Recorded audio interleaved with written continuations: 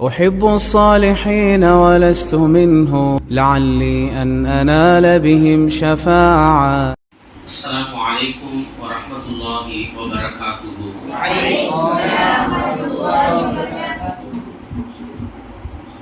الحمد لله نحمده ونصلي على رسوله الكريم. أما بعد فقد قال الله تعالى في القرآن العظيم: أعوذ بالله من الشيطان الرجيم. بسم الله الرحمن الرحيم. وشاهد ومشهود صدق الله العظيم. கணித்திற்குரிய பெரியோர்களே, உலமா பெருமக்களே, மாணவ கண்மணிகளே, அருமை தாய்மார்களே, சகோதரிகளே, அருமை நாயகம் ஸல்லல்லாஹு அலைஹி வஸல்லம் அவர்களின் புனிதமே நிறைந்த கஸீதத்துல் புர்தா ஷரீஃப் மஜ்லிஸை நிறைவு செய்து 4 நல்ல கருத்துக்களை காலத்தின் அவசியம் கருதி அடியேன் பேச விளைகின்றேன். என்னவென்று சொன்னால், இன்ஷா அல்லாஹ் வரக்கூடிய ஞாயிற்றுக்கிழமை துல்ஹஜ் மாதம் பிறை 9. அதற்கு பெயர் என்ன என்று சொன்னால் யௌமு அரஃபா. அரஃபாவுடைய நாள். அரஃபாவுடைய நாளுக்கு நாம சொல்றதா இருந்தா துல்ஹஜ் பிறை 9. இதை முதல்ல பளிச்சு விளங்கிக்கிறங்க. ஏனென்றால் இந்த காலங்களிலே நிறைய நபர்களுக்கு மத்தியிலே மார்க்கத்தை தெல்லன தெளிவாக பாரம்பரியமாக விளங்கியவர்களுக்கு எந்த சலனமும் வராது, சந்தேகமும் வராது. இந்த யூடியூப் சேனல்கள்ல கண்டவங்க கலியவங்க நின்றவங்க 4 புத்தகத்தை புரட்டிட்டு வந்து சில பேர் பேசுறாங்க. அதையெல்லாம் பார்த்து நம்மில் சிலர்கள் குழம்பி விடுகின்றார்கள். அதன் விளைவாக நம்மகிட்ட சில பேர் கேட்பாங்க, ஹஜ்ரத் அரஃபா நாள் நோன்பு எப்ப நோக்கணும்? நம்ம வருஷமா காலங்காலமா எப்படி நோக்கிட்டு இருக்கோம்? ஹஜ்ஜிபன் நாளைக்கு முந்திய நாள். ஹஜ்ஜிபன் நாளைக்கு பிறை எத்தனை? 10. பிறை துல்ஹஜ் பிறை 10 என்றால் என்ன? நமக்கு படிச்சுட்டு எப்படி வரும்? ஹஜ்ஜி பெருநாள். பிறை 9 என்று சொன்னால் முந்திய நாள் என்னது? அரஃபா நாள். அப்ப அரஃபா நாள் பிறை 9, துல்ஹஜ் பிறை 9 நோம்பு நோப்போம். உங்களுக்கு என்ன குழப்பம் வந்துருச்சு கேட்டா, இதுதான் இப்ப பேசக்கூடிய கண்டென்ட். என்னன்னு கேட்டா, நான் உங்களுக்கு சொல்ற விஷயம் கேட்டா, சிலர்கள் புரியாமல் குழப்பி விட்டதினுடைய விளைவாக சிலர்கள் குழம்பி நம்மள்ட்ட வந்து கேட்கிறாங்க, ஹாஜிகள் அரஃபா மைதானத்துல ஒண்ணு விடுறாங்கல்ல, ஹஜ்ஜினால அரஃபாங்கிறாங்க. ஸல்லல்லாஹு அலைஹி வஸல்லம் ஹஜ்ஜுடைய அமல்கள்ல மிக முக்கியமானது அரஃபா தான் தெரியப்படுறது. அந்த அரஃபாவை அவரும் பிற 9ல தான் என்ன செய்வாங்க? கூடுவாங்க. அப்ப இப்ப என்ன விஷயம் கேட்டா, நமக்கு ஒரு நாள் முந்தியது பிறையில இது சவுதியினுடைய பிறை. நமக்கு இப்ப அரபாவுடைய நாள் பிறை என்ன? பிறை 9 எப்ப வருது? ஞாயிற்றுக்கிழமை வருது. திங்கட்கிழமை ஹஜ்ஜி பெருநாள் இன்ஷா அல்லாஹ். அப்ப அவங்களுக்கு எப்ப அரபாவுடைய நாள் ஆகுது? சனிக்கிழமை அரபாவுடைய பிறை அவங்களுக்கு 9 முந்தியது, ஒரு நாளுக்கு முந்தியது. இதுதான் குழப்பத்திற்கான காரணம். என்ன கேட்டா, புரியாம குழப்பிடுறாங்க. ஹாஜிகள் அரஃபால ஒண்ணு கூடுறாங்கல்ல, கரெக்டா அங்க ஒண்ணு கூடுறது கணக்கு பண்ணிதான் நாம இங்க என்ன செய்யணும்? நோன்பு வைக்கணும்னு சொல்றாங்க. அல்ல, இந்த கருத்து பிழையானது. நடைமுறைக்கும் மார்க்கத்திற்கும் லாஜிக்கும் ஒத்து வராது. இந்த விஷயத்தை வந்திருக்கக்கூடிய பெரியோர்கள், தாய்மார்கள், மாணவ கண்மணிகள் விளங்கிக்கிறதுக்காக வேண்டியதை இப்ப நான் கொடுத்த செய்தியை பதிவு செய்கின்றேன். புரியுதுங்களா விஷயத்தை அவர்களுக்கு? அதுக்கு முன்னால இப்ப இந்த துல்ஹஜ் பிறை நம்ம இருக்க பாத்தீங்களா, இந்த முந்திய 10 நாட்களை மார்க்கம் ரொம்ப சிலாகித்து சொல்லுது. இந்த நாட்கள் அமலுக்குரிய நாள். துல்ஹஜ் பிறை 1ல இருந்து 10 வரைக்கும். இதுல இந்த 10 நாளை பத்தி அல்லாஹ் குர்ஆன்ல வல் ஃபஜ்ர் வ லயாலின் அஷ்ர், அந்த 10 இரவுகளின் மீது சத்தியமாக அல்லாஹ் குர்ஆன்ல சிறப்பித்து சொல்லுவான்.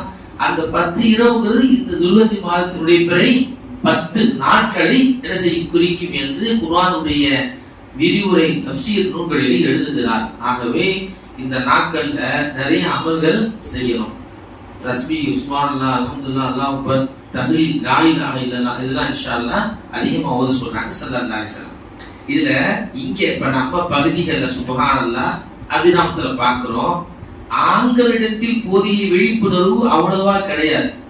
தாய் குலங்கள் பெண்கள் துல்ஹஜ் 1 இருந்து ரொம்ப பேர் கேள்விப்படுறோம், நோன்பு வைக்கிறாங்க 9 நாளைக்கு. ஹஜ் அன்னைக்கு வைக்க முடியாது, பெருநாள்ல நோன்பு பிடிக்கிறது கூடாதுல்லப்பா. துல்ஹஜ் 1 இருந்து 9 வரைக்கும் நோன்பு வைக்கிறாங்க. அல்ஹம்துலில்லாஹ், வாழ்த்துக்கள். இப்ப நாயகத்தினுடைய வழிமுறை என்னன்னு கேட்டா, பிரத்தியாம ஹதீஸ்ல எல்லாமே நோன்பு பிடிக்கிற சிறப்பு. அதுல தனிப்பட்ட முறையிலே அந்த துல்ஹஜ் மாதத்தினுடைய பிறை 9 என்ன செய்றாங்க, அரஃபாவுடைய நாளை சிறப்பித்து சொன்னாங்க. ஹதீஸ்ல வருது, அது யுகஃபிரு ஸனத்தல் மாதியா வல் பாகியா. ஸல்லல்லாஹு சொல்றாங்க, இந்த அரஃபா நாளுடைய நோன்பு பிடிக்கிறதுக்கு என்ன தெரியுமா நன்மை? கடந்த ஒரு வருடத்தினுடைய பாவமும் அடுத்து வரக்கூடிய வருடத்தினுடைய பாவத்திற்கு இது என்னவா இருக்குது, பரிகாரமா இருக்குது. அப்படின்னா சின்ன சின்ன பாவங்களை எல்லாம் இந்த அரஃபாவுடைய நோன்பு என்ன செஞ்சது அழிச்சு கொடுது, நன்மைகளை போக்கிடுது என்று நபி ஸல்லல்லாஹு அலைஹி வஸல்லம் சிறப்பித்து சொல்கிறார்கள். சரிங்களா? இப்ப அரஃபாவுடைய நாளுடைய தினத்தை பத்தி சொல்றாண்டா, குர்ஆன்ல விரிவுரையில எழுதுறாங்க. குர்ஆன்ல வருது பாத்தீங்களா, சூரத்துல் புரூஜ்ல வஷாஹிதியும் வமஷ்ஹூத், சாட்சியின் தினத்தின் மீது சத்தியமாக அல்லாஹ் ஒரு பொருளின் மீது சத்தியம் என்று சொன்னா நாம சொல்லக்கூடாது. நம்ம ஒரு பொருளின் மீது சத்தியம் என்று சொல்லலாமா? மஹ்லூக்கு சத்தியம் பண்ணக்கூடாது, அல்லாஹ் பண்ணல. ஆனா அல்லாஹ் தஆலா ஒரு பொருளின் மீது சத்தியம் என்று சொன்னானா அந்த விஷயம் தான் ஆயிடுது, சொல்லுங்க, முக்கியத்துவம் ஆயிடுது. இப்ப அல்லாஹ் சொல்றாங்க, ஷாஹிதியும் வமஷ்ஹூத், சாட்சியின் தினத்தின் மீது சத்தியமாக, வமஷ்ஹூத், சாட்சி சொல்லப்படக்கூடிய தினத்தின் மீது சத்தியமாக அல்லாஹ் ஒரு மெசேஜ் சொல்லிட்டு வரான். இதுக்கு குர்ஆனுடைய தஃப்சீர் நூல்கள் எழுதுறாங்க, ஹதீஸிலும் வருகிறது. கர்மணி நாயகம் சொல்றாங்க, ஷாஹித்னா என்ன பொருள், என்ன விளக்கம் கேட்டா, சாட்சியின் தினம் என்று சொல்லப்படும் பொழுது அது ஜும்மாவுடைய நாளுங்கிறாங்க. அப்ப புரியுதுங்களா? ஜும்மாவுடைய நாட்கள் திக்ர் சீர ஸலவாத்துக்குள் ஓரம் பாத்தீங்களா, ஜும்மாவுடைய தினத்தை ஷாஹித், சாட்சியின் தினத்தின் மீது சத்தியம் என்று அல்லாஹ் சொல்றாரு, விளக்கம் சொல்றாங்க.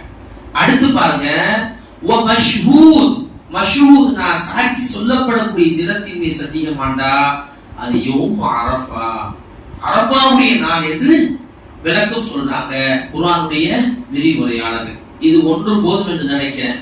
அரஃபாவுடைய நாளுக்கு அல்லாஹ் தஆலா குர்ஆன்ல சிறப்பித்து சொல்றான். அது மட்டுமல்ல, இன்னொரு உங்களுக்கு ஒரு விளக்கம் சொல்றதா இருந்தா, இந்த தீன் நாம இருக்கக்கூடிய இந்த மார்க்கம் பூரணப்படுத்தப்பட்டது எப்ப தெரியுமாப்பா? பூரணப்படுத்தப்பட்டது எப்ப தெரியுமா? அரஃபாவுடைய நாள் தான். அரஃபாவுடைய நாள்ல தான் என்னது, அல்யௌம அக்மல்து லக்கும் தீனக்கும். அல்லாஹ் குர்ஆன்ல சொல்றான்ல, உங்களுடைய இந்த மார்க்கத்தை அல்லாஹ் இன்றைய நாள்ல என்ன செஞ்சிட்டான், பூர்ணப்படுத்தி விட்டான். தீன் பூர்த்தியான நாள் எந்த நாள்? அரஃபாவுடைய நாள். ஒரு யூத உமர் ரலியல்லாஹு அன்ஹு சொன்னாங்கன்னு ஹதீஸ்ல பார்க்கிறோம். இஸ்லாமிய வரலாறு எப்படி தெரியுமா, ஹதீஸ் நூல்ல வருது. உமர் ரலியல்லாஹு அன்ஹு சொல்றாங்க, ஒரு யூதர் இந்த நாள் என்ன தெரியுமா உமர் கேக்குறாங்க, எங்களுக்கு தெரியும் அப்படின்றாங்க உமர்ல. இந்த நாள் மட்டும் எங்களுக்கு இருந்தா அது எங்களுக்கு பெருநாள் ஆகும் அப்படிங்கும். நமக்கு உமர் ரலியல்லாஹு பதில் கொடுத்தாங்க, எங்களுக்கு அது பெருநாள் தான்ப்பா அப்படின்ட்டாங்க. அரஃபாவுடைய தீன் என்ன செய்யப்பட்டது, பூர்ணப்படுத்தப்பட்ட நாள் என்ற செய்தியை உள்வாங்கிக்கிட்டு நான் துவக்கத்தில் சொன்ன ஒரு சந்தேகத்திற்கு விடை என்னன்னு கேட்டா,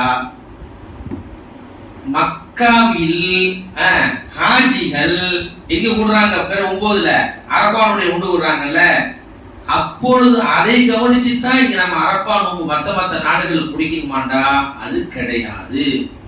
நமக்கு இடத்தை வைத்து கவனிக்க கூடாது, கால நேரத்தை வைத்து கவனிக்க வேண்டும். இதுதான் விஷயம், புரியுதாப்பா? இடத்தை வைத்து என்ன செய்யக்கூடாது, கவனிக்க கூடாது. இடத்தை வச்சா புரியுதா என்னது?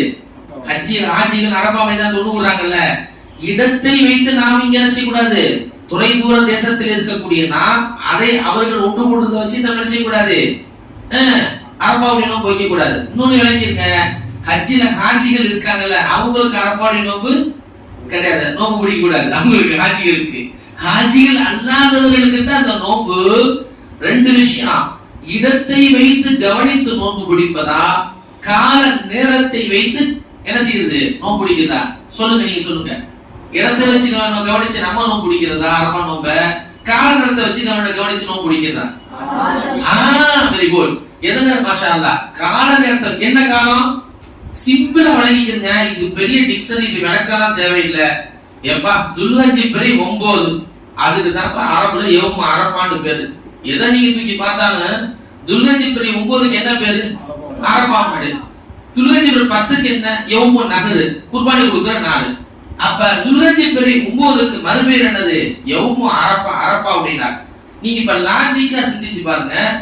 இப்ப உங்களுக்கு என்னது தொலைத்தொடர்பு சாதனங்கள் எல்லாமே என்ன செஞ்சிருச்சு? ஒரு மெசேஜ் போட்டா உடனே வந்துருது. நீங்க இப்ப கூகுள்ல சர்ச் பண்ணி பாத்தீங்கன்னா எங்க என்ன நடக்குதுங்கிறது நீங்க செஞ்சிடலாம், என்னப்பா கண்டுபிடிச்சிடலாம்.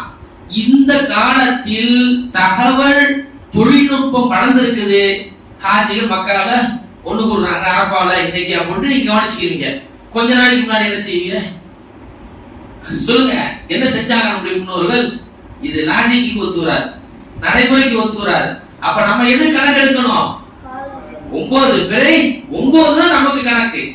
இப்ப சவுதியை கணக்கு பண்ணி நீங்க நோம்பு பிடிச்சினா அவங்களுக்கு பேர் 9, நமக்கு பேர் எத்தனை ஆயிடுப்பா? 8. அரபா நோம்பு நோக்கலாமா? 8ல அல்ல. அதான் நான் சொல்றேன், கால நேரத்தை வைத்துத்தான் கருத்தில் கொண்டுதான் நாம் அரஃபா நோம்பை பிடிக்க வேண்டும். இடத்தை கவனித்து செய்யல. அவங்க ஒண்ணு கூட வச்சு என்ன செய்யறாருப்பா? அந்த அரபாவுடைய நோம்பு கிடையாது என்பதை நீங்கள் எல்லோரும் சமுதாயம் நன்றாக என்ன செய்ய வேண்டும், இன்ஷா அல்லாஹ் விலகி கொள்ள வேண்டும். இப்ப பாருங்க, இப்பயே வச்சுக்கிறங்க, தகவல் தொழில்நுட்பம் உங்களுக்கு பெருகிருச்சு, எல்லாமே தெரிஞ்சிருது டக்கு டக்குன்னு பார்த்தா. ஆனாலும் கூட அரபாவுடைய மையத்தை ஹாஜிகள் கூறுறாங்கல்ல, அப்ப நீங்க எப்படி அரபா நோம்பு முடிக்க முடியும்? எல்லா நாட்டிலையும் சில நாடுகள் அப்பதான் என்ன செய்யும், அமெரிக்கா போன்ற நாடுகள், கனடா, அமெரிக்கா, சில நாடுகள் வந்து நேர வித்தியாசம் இருக்கின்றது. அப்பதான் சில நாடுகள் விடியும். அப்பதான் என்ன செய்யும், சில நாடுகள் விடியும், சில நாடுகள் மிட்நைட். இப்படி பல மாதிரியா தேசம் உலகம் ஃபுல்லா பார்த்தோம் என்று சொன்னால் நடைமுறைக்கு ஒத்து வராது. ஹாஜிகள் அரபா மைதானத்தில் ஒன்று கூடக்கூடிய அதை கவனித்துத்தான் உலகம் முழுவதும் அரபாவுடைய நோன்பு வைக்க வேண்டும் என்று சொன்னால் நடைமுறை வந்துருது, விழிச்சிருது. நம்ம சொல்றாங்க சிக்கல் வந்துடும். அதனால் ஈஸியா விளங்கிக்கிறங்க. அங்க பிற சவுதியில அரபாவுல ஒண்ணு கூடுறத வச்சல்ல, நமக்கு பிறை இருப்பா துல்ஹஜ் பிறை 9 தான் யௌம் அரஃபா, அரஃபாவுடைய நாள். அந்த நோன்பை இன்ஷா அல்லாஹ் நாம் அனைவரும் பிடிப்போமாக. வல்ல நாயன் அல்லாஹ் சுப்ஹானஹு வ தஆலா ஹக்கை ஹக்காக விளங்கக்கூடிய வாக்கியங்களை நமக்கு தருவானாக. நம்மை சார்ந்தவர்கள் யாரும் நம்மளை குழப்பி விடாம நாமளும் சேஃப்டியா இருக்கணும். மற்றவங்களுக்கு விளக்கத்தை என்ன செய்யணும், தெளிவாக எடுத்து சொல்ல வேண்டும், தெளிவாக எடுத்து சொல்ல வேண்டும். அதை கவனித்து நாம் என்ன செய்யக்கூடாது. ஏன்னு கேட்டா அரபு நாட்டுடைய அறிஞர்கள் கூட ஃபத்வாக்களோட என்ன சொல்றாங்க தெரியுமா?